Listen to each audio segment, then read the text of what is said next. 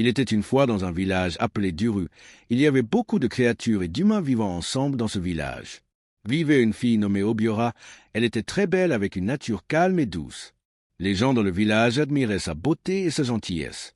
Les hommes du village essayaient souvent de gagner son cœur en disant « Obiora, tu es si charmante, veux-tu m'épouser ?» Mais Obiora n'était pas intéressée. Elle souriait toujours et disait « Merci, mais je ne suis pas prête. » Chaque jour, Obiora allait au marché pour vendre ses produits. Elle avait les meilleurs fruits et légumes et tout le monde aimait acheter chez elle, mais personne ne savait où Obiora habitait. Elle venait toujours au marché tôt et partait avant le crépuscule, gardant sa maison secrète.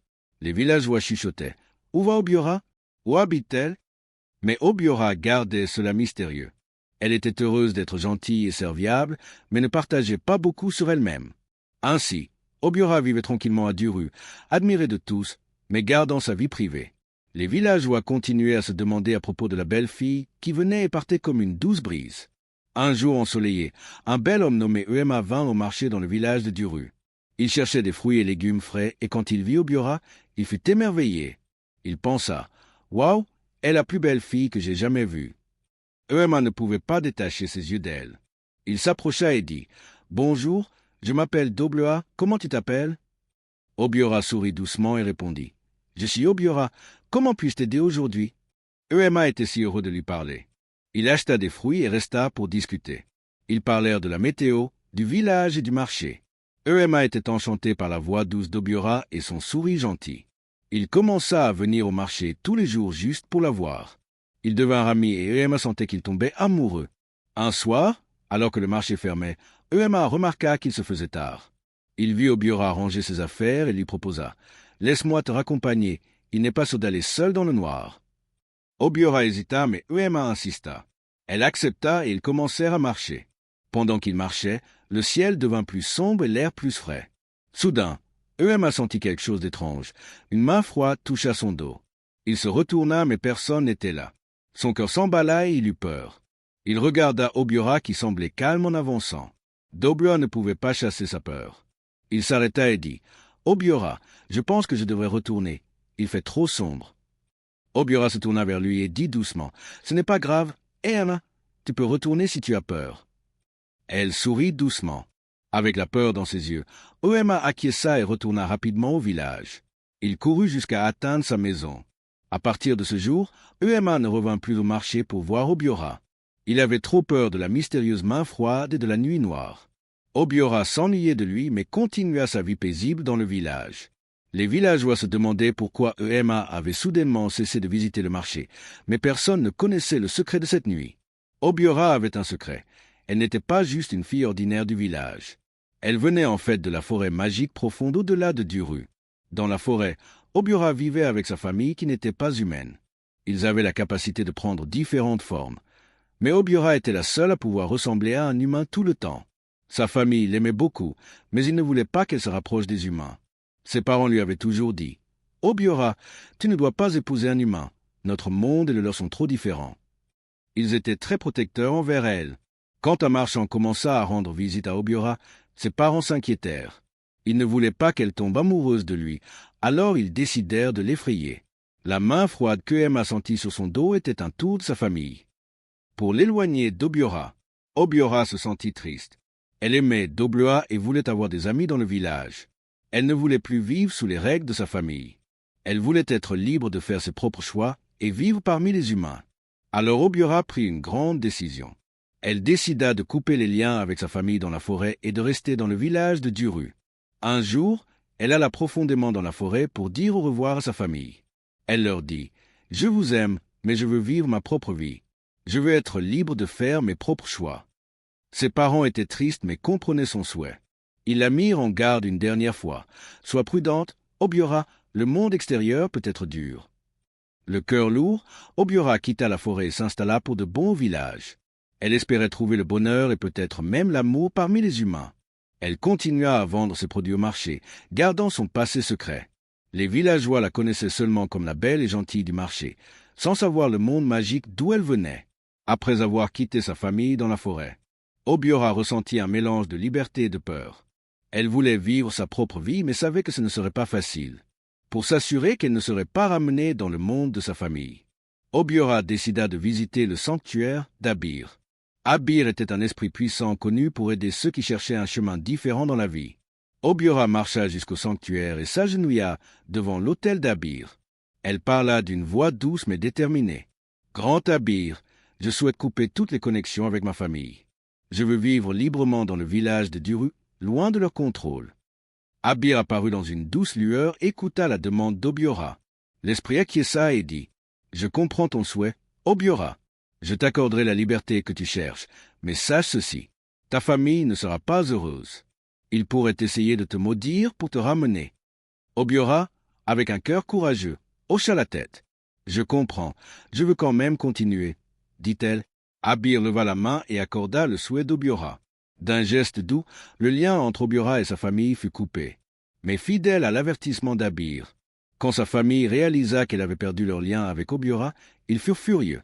Sa mère, dans la colère et la douleur, posa une malédiction sur elle.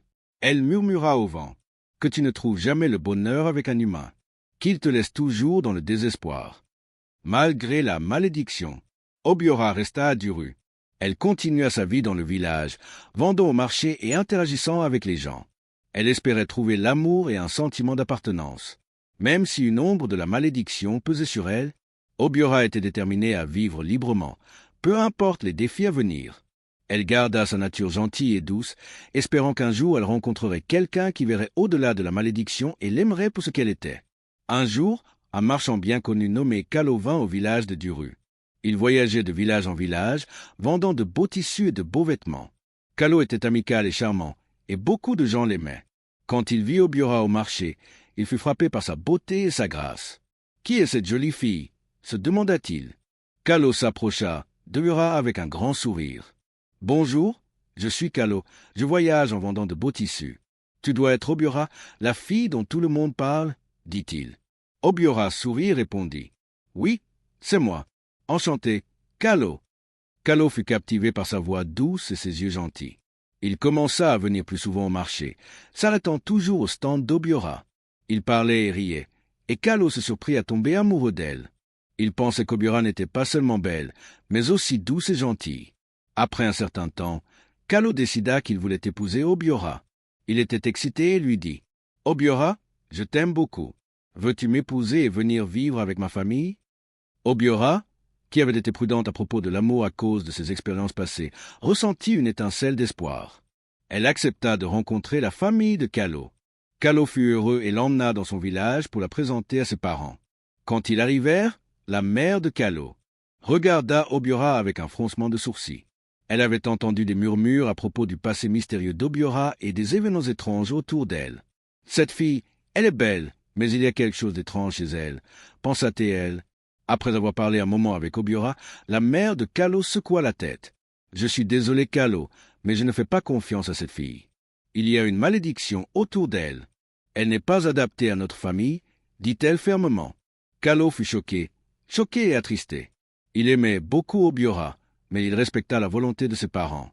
Il regarda Obiora le cœur lourd et dit « Obiora, je suis désolé, ma mère n'approuve pas notre mariage. Je dois écouter ma famille. » Obiora sentit son cœur se briser. Elle avait espéré que Kalo verrait au-delà de la malédiction, mais elle comprit son choix. Les larmes aux yeux, elle acquiesça et quitta silencieusement la maison de Kalo. Elle se tourna vers le village de Duru, ressentant une fois de plus le poids de la malédiction. Même si son cœur était lourd, Obiora continua de vivre à Duru, espérant toujours qu'un jour elle trouverait quelqu'un qui pourrait l'aimer malgré la malédiction. Elle resta forte et poursuivit sa vie quotidienne, toujours gentille et douce, même quand son cœur souffrait.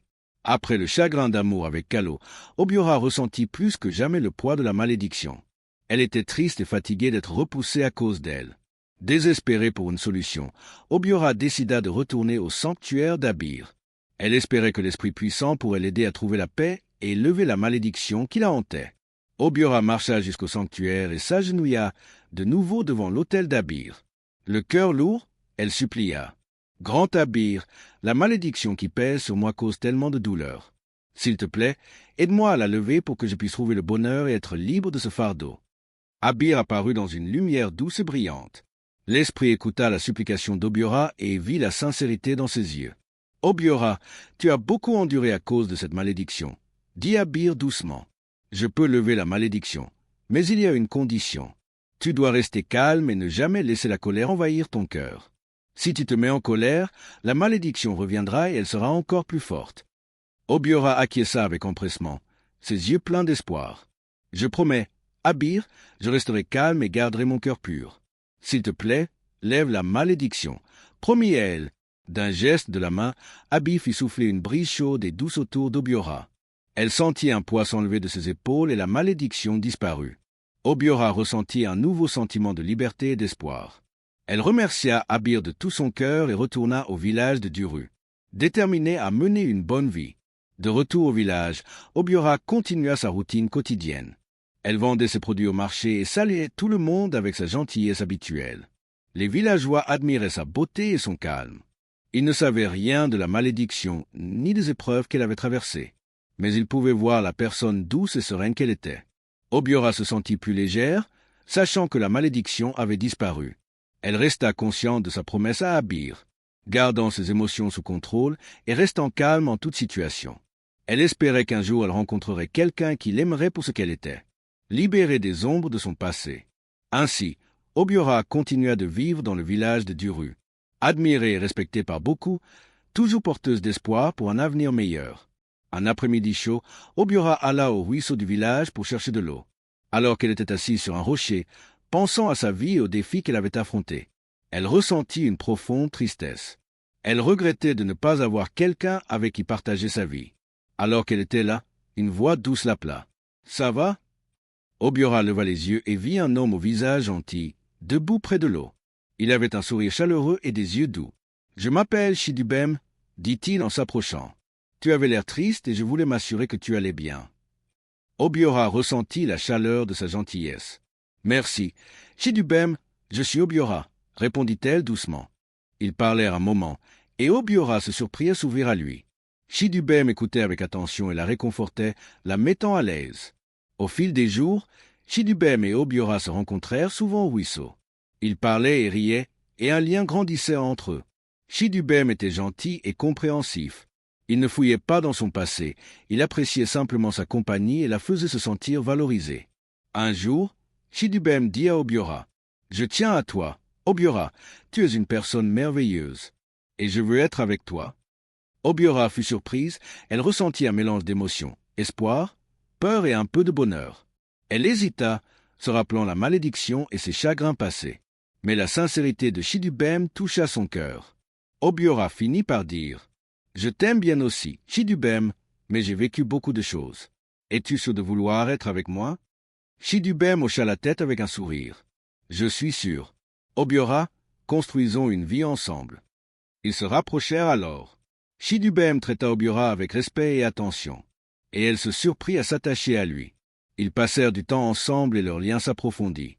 Ce ne fut pas long avant que Shidubem demande Obiora en mariage. Il voulait en faire sa femme et partager une vie heureuse avec elle. Avec joie dans son cœur, Obiora accepta sa demande.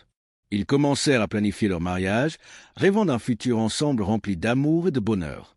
Pour la première fois depuis longtemps, Obiora ressentit un vrai espoir. Elle croyait qu'avec Shidubem, elle pourrait enfin trouver la paix et l'amour qu'elle cherchait. Le village vibrait d'excitation pour le mariage à venir, et Obiora ressentait une douce chaleur de bonheur, espérant que ce serait le début d'un beau nouveau chapitre de sa vie. Le jour du mariage d'Obiora et Shidubem arriva, et le village de Duru était rempli d'enthousiasme. Tout le monde se rassembla sur la place du village, décoré de fleurs colorées et de banderoles éclatantes. Les villageois dansaient, chantaient et célébraient, heureux de voir Obiora et Shidubem ensemble. L'air était rempli de joie et de rire alors qu'ils échangeaient leurs vœux sous le soleil chaud. Obiora était radieuse dans sa belle robe, et Shidubem ne pouvait s'arrêter de sourire. Ils promirent de s'aimer et de se chérir, entourés des acclamations et des bénédictions des villageois. Ce fut une journée parfaite et tout le monde ressentait l'amour et le bonheur dans l'air. Quand la nuit tomba, le couple se retira dans leur nouvelle maison, prêts à commencer leur vie ensemble. Mais alors qu'ils se préparaient à se reposer, quelque chose d'étrange se produisit. Obiora commença à se sentir mal à l'aise, son corps se sentit différent, et un frisson froid lui parcourut la colonne vertébrale. Elle regarda Shidubem avec inquiétude dans les yeux. Soudain, le corps d'Obiora commença à changer. Ses jambes se fusionnèrent, sa peau devint écailleuse. Et avant qu'il ne s'en rende compte, elle se transforma en un énorme python. Les yeux de Chidubem s'écarquillèrent de choc et de terreur. Il ne pouvait pas croire ce qu'il voyait. Obiora, maintenant un énorme serpent, le regardait avec des yeux tristes. Pris de peur, Chidubem cria et sortit en courant de la maison. Il trébucha à travers le village en criant à l'aide. Les villageois, entendant ses appels, se rassemblèrent rapidement autour de leur maison. Ils virent Chidubem pâle et secoué, pointant vers la maison. Les villageois s'approchèrent prudemment. Et là, rampant hors de la porte, se trouvait le python géant. Ils poussèrent des cris et reculèrent, murmurant avec peur et confusion. Ils n'avaient jamais rien vu de pareil. Certains des anciens chuchotèrent. Est-ce la malédiction dont nous avons entendu parler? La joie du mariage s'était transformée en une nuit de peur et de confusion. Les villageois ne savaient pas quoi faire. Ils avaient peur du serpent géant, mais se souvenaient aussi de la gentille Obiora qu'ils connaissaient. Ils regardèrent la place du village, qui, quelques heures auparavant, était remplie de rires et de musique, et qui maintenant restait silencieuse, tout le monde regardant sans croire ce qu'il voyait. Les anciens du village décidèrent d'appeler l'oracle, espérant obtenir des réponses, et une solution à cet événement choquant. Le village était dans un état de choc et de confusion après les événements inattendus de la nuit de mariage. Les anciens se rassemblèrent rapidement et décidèrent d'appeler l'oracle, espérant comprendre ce qui s'était passé. Les villageois se réunirent sur la place du village, chuchotant et se demandant ce qu'il était advenu d'Obiora et du python géant qu'elle était devenue. L'oracle arriva, une figure sage qui avait guidé le village à travers de nombreux mystères. Les anciens et les villageois se tinrent en cercle, attendant des réponses. L'oracle fit un pas en avant et demanda à Obiora de s'avancer. Le python géant glissa lentement au centre et, avec un profond soupir, Obiora parla, sa voix remplie de tristesse. « Je suis Obiora, comment s'appelle-t-elle? Je viens d'une famille de la forêt. Je suis la seule qui puisse prendre forme humaine. Mes parents ne voulaient jamais que j'épouse un humain, car ils craignaient que cela n'apporte des problèmes. Ils essayaient d'effrayer quiconque s'approchait de moi, mais je voulais une vie normale, trouver l'amour et le bonheur comme tout le monde. Alors j'ai coupé les liens avec ma famille. Mais ils m'ont maudite en disant que je ne trouverais jamais le vrai bonheur avec un humain. » Les villageois écoutèrent, leur peur se transformant en sympathie. Ils avaient toujours connu Obiora comme une personne gentille et douce. Les anciens regardèrent l'oracle, qui hocha la tête solennellement, reconnaissant la vérité dans les paroles d'Obiora. Puis l'oracle se tourna vers Chidubem. « Chidubem, as-tu quelque chose à dire ?» demanda-t-il doucement mais fermement. Chidubem, encore secoué et honteux, fit un pas en avant. Il hésita, mais sous le regard fixe de l'oracle, il parla enfin. « Oui, j'ai quelque chose à avouer, » dit-il d'une voix tremblante. « J'ai été attiré par Obiora à cause de sa beauté et de sa gentillesse. Mais j'avais aussi d'autres intentions. Je pensais pouvoir l'utiliser pour gagner richesse et pouvoir. Je prévoyais de prendre son argent et de la laisser derrière moi une fois que j'aurais obtenu ce que je voulais. » Un murmure parcourut la foule. Les villageois furent choqués par la confession de Chidubem. Il l'avait toujours vu comme un homme gentil et attentionné. Les anciens le regardèrent avec déception. Et l'oracle soupira profondément. « Tu as prévu de trahir la confiance d'Obiora et de l'utiliser pour ton propre profit. » Dit l'oracle. « C'est une grave faute. Obiora ne voulait rien de plus qu'une vie normale et l'amour. Mais tu l'as vu comme un moyen pour atteindre ta fin. » Chidubem baissa la tête, honteux, incapable de croiser le regard des villageois. La vérité avait été révélée, et ce fut une révélation douloureuse pour tous. L'oracle et les anciens devaient maintenant décider de ce qui allait se passer. Les villageois attendaient, le cœur lourd du poids de la vérité, espérant le jugement de l'oracle. Les villageois retinrent leur souffle tandis que l'oracle se tenait au milieu de la place du village, profondément pensif. Après un long silence, l'oracle parla enfin, sa voix calme et ferme. Obiora cherchait une vie de paix et d'amour, tandis que Chidubem cherchait à l'utiliser pour son profit. Commença l'oracle. Dans ce monde, les actions ont des conséquences. Chidubem, tu ne peux pas échapper à la responsabilité de tes intentions et de tes actes. L'oracle se tourna vers Chidubem, qui tremblait. Tu ne peux pas être libéré d'Obiora, déclara l'oracle. Tu dois rester avec elle comme ton épouse. C'est la conséquence de ta tromperie et la leçon que tu dois apprendre. Tu voulais l'utiliser, mais maintenant tu vivras avec la personne que tu avais l'intention de trahir. C'est ta punition. » Un murmure parcourut la foule. Les villageois furent choqués par la décision de l'oracle. Ils ne s'attendaient pas à un tel verdict. Beaucoup éprouvèrent de la sympathie pour Obiora, qui avait tant souffert, et ils étaient incertains du sort de Chidubem. Cependant, ils respectèrent la sagesse de l'oracle et savaient que son jugement était juste et équitable. Chidubem semblait dévasté. Il comprenait la gravité de ses actes et les conséquences qu'il devait maintenant affronter. Il regarda Obiora qui était toujours sous sa forme de python, ses yeux remplis de tristesse et de résignation. Chidubem savait qu'il n'avait pas d'autre choix que d'accepter la décision de l'oracle. L'oracle leva la main pour faire taire les murmures. Cette union doit désormais servir de rappel de l'importance de l'honnêteté, du respect et des véritables intentions. Chidubem et Obiora quitteront ensemble le village de Duru. Ils doivent affronter les défis à venir alors qu'ils cherchent un nouveau chemin ou qu'ils les mènent. Les villageois acquiescèrent, comprenant le poids des paroles de l'oracle. Ils savaient que la punition de Chidubem n'était pas seulement pour lui, mais aussi comme une leçon pour tous sur les conséquences de la tromperie et la valeur du véritable amour. Avec le verdict de l'oracle, la réunion prit fin solennellement. Les villageois commencèrent à se disperser, chuchotant entre eux à propos des événements de la journée. Chidubem et Obiora, liés par la foi et le décret de l'oracle, se préparèrent à quitter le village. Le chemin serait difficile et incertain, mais ils savaient qu'ils devaient l'affronter ensemble. Le village de Duru se souviendrait longtemps de cette histoire comme d'un conte d'amour, de trahison et de quête de rédemption. Les villageois les regardèrent partir, certains avec sympathie, d'autres avec curiosité. Ce fut un adieu sobre, sachant que les deux feraient face ensemble à un avenir incertain. Chidubem et Obiora marchèrent vers la forêt où vivait la famille d'Obiora. En entrant dans l'épaisse forêt, l'air semblait différent, plus magique et mystérieux. Chidubem était nerveux, ne sachant pas à quoi s'attendre. Obiora, toujours sous sa forme de python, ouvrait le chemin. Ils arrivèrent enfin dans une clairière cachée où résidait la famille d'Obiora.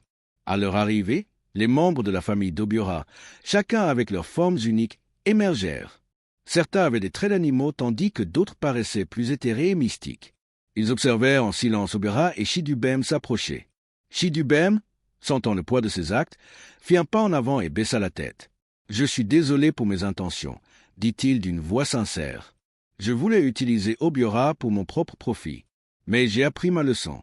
J'accepte le jugement de l'oracle et demande votre pardon. » Les parents d'Obiora, qui s'étaient inquiétés pour elle, écoutèrent attentivement. Ils pouvaient voir le regret dans les yeux de Chidubem et le sérieux dans sa voix. Après un moment de silence, la mère d'Obiora parla. « Nous voyons que tu es vraiment désolé. Chidubem, nous te pardonnons, mais sache que vivre ici ne sera pas facile. Tu dois respecter nos coutumes et prendre soin d'Obiora. » Chidubem hocha la tête avec gratitude. « Je comprends et je ferai de mon mieux. » Promit-il. Sur ce, la famille d'Obiora l'accepta dans leur monde. Ils l'accueillirent non pas comme une personne parfaite, mais comme quelqu'un prêt à apprendre à grandir. Chidubem dut s'adapter à une vie très différente de celle qu'il connaissait au village. Les créatures de la forêt étaient gentilles et douces, mais elles avaient leurs propres coutumes et traditions. Chidubem travailla dur pour s'intégrer, apprenant le monde magique et les responsabilités qui l'accompagnaient. Obiora, maintenant libre d'être elle-même, restait parfois sous sa forme humaine, parfois sous forme de python ou même d'une autre forme entièrement. Chidubem apprit à comprendre et accepter toutes ces formes. Ils trouvèrent tous deux un nouveau rythme de vie, loin de l'agitation du village. Au fil du temps, Chidubem apprit à apprécier la beauté et la paix de la forêt. Il devint une partie de la famille d'Obiora, les aidant et partageant leur vie. Il accepta son destin et fit de son mieux pour sa nouvelle vie, trouvant des moments de joie et de paix. Obiora aussi ressentit un sentiment d'appartenance et d'acceptation. Elle était avec sa famille et avec quelqu'un qui choisissait de rester avec elle malgré les défis. Ensemble, ils trouvèrent un nouveau genre de bonheur, différent de ce qu'ils avaient imaginé, mais satisfaisant à leur manière. Ils apprirent que l'amour et l'acceptation pouvaient prendre de nombreuses formes, et ils accueillirent la vie qu'ils avaient, trouvant le contentement dans leur nouvelle maison, dans la forêt magique. J'espère que vous avez apprécié cette histoire. Si c'est le cas, merci de liker la vidéo, de commenter ce que vous avez appris de ce conte. Et n'oubliez pas de vous abonner à la chaîne pour d'autres contes enchanteurs comme celui-ci. Merci.